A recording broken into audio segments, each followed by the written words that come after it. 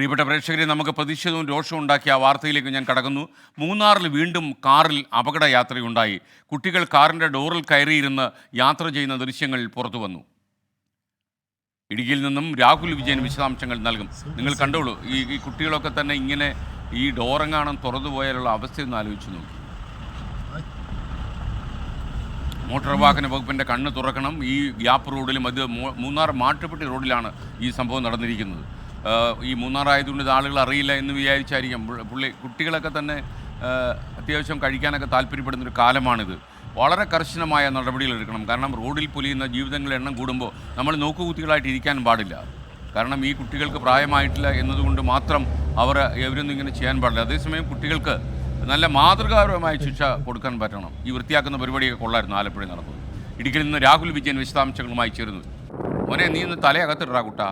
രാഹുൽ വിജയൻ ചേരുകയാണ് ഇടുക്കിയിൽ നിന്ന്. പറയും. Good morning. SKN മൂന്നാറിൽ ഇതിപ്പോൾ ഗതാഗത നിയമലംഘനം തുടർക്കഥയാകുന്ന സാഹചര്യമാണ്. കഴിഞ്ഞ ദിവസങ്ങളിലൊക്കെ മൂന്നാർ ഗ്യാപ്പ് റോഡിലായിരുന്നു ഗതാഗത നിയമലംഘനം. അതായത് അഭ്യാസ പ്രകടനം അല്ലെങ്കിൽ സാഹസിക യാത്രയൊക്കെ മൂന്നാർ ഗ്യാപ്പ് റോഡിലായിരുന്നു. അതിന് പിന്നാലെ അവിടെ മോട്ടോർ വാഹന വകുപ്പിന്റെ പരിശോധന കർശനമാക്കി.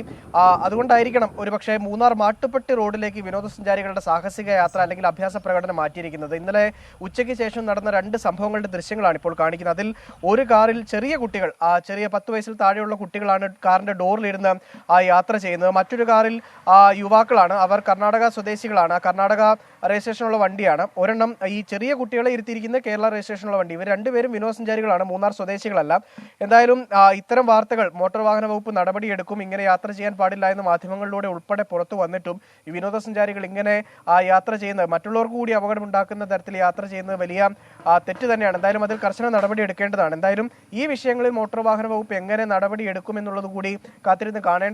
പ്രത്യേകിച്ച് ഈ മൂന്നാർ മാട്ടുപ്പെട്ടി റോഡിൽ എപ്പോഴും ആന ഉൾപ്പെടെ ഉള്ളതാണ്. മാത്രമല്ല ചെറിയ വഴിയാണ്. 2 വാഹനങ്ങൾ കഷ്ടിച്ച് കടന്നു പോകാനുള്ള വീതി മാത്രമേ ആ വഴിക്കുള്ളൂ. വേറൊരു വാഹനം എതിരെ വന്നാൽ ഈ പോകുന്ന വാഹനം ഒന്ന് സൈഡ് ഒതുക്കി കഴിഞ്ഞാൽ ഒരുപക്ഷെ ഈ സൈഡിൽ നിൽക്കുന്ന മരത്തിൽ പോലും തലയിടിക്കാനുള്ള അവസ്ഥ, അല്ലെങ്കിൽ അത്തരം സാഹചര്യം, വലിയ അപകടം ഉണ്ടാകാനുള്ള സാഹചര്യം, ഈ കാറിൽ പോകുന്നവരുടെ ജീവൻ പോലും നഷ്ടപ്പെടാവുന്ന ഒരു സാഹചര്യത്തിലേക്ക് പോലും എത്തും. അതൊക്കെ അവഗണിച്ചുകൊണ്ടാണ് ഇവരുടെ ഈ സാഹസിക അഭ്യാസ പ്രകടനം എന്നുള്ളതാണ് ഏറ്റവും പ്രധാനപ്പെട്ട കാര്യം. എന്തായാലും ഇതിൽ കൃത്യമായ നടപടി മോട്ടോർ വാഹന വകുപ്പാണ് ഇനി എടുക്കേണ്ടത്. SKN. Okay, thank you Rahul Vijayan. കടുത്ത നടപടി തന്നെ എടുക്കട്ടെ എന്നാണ് നമുക്ക് പറയാനുള്ളത്. കാര്യം ഈ മഴ കൊണ്ട് തെന്നിത്തെറിച്ച് കിടക്കുന്ന റോഡിലൂടെയാണ് ഇത്തരം അപകടകരമായ സഞ്ചാരങ്ങൾ.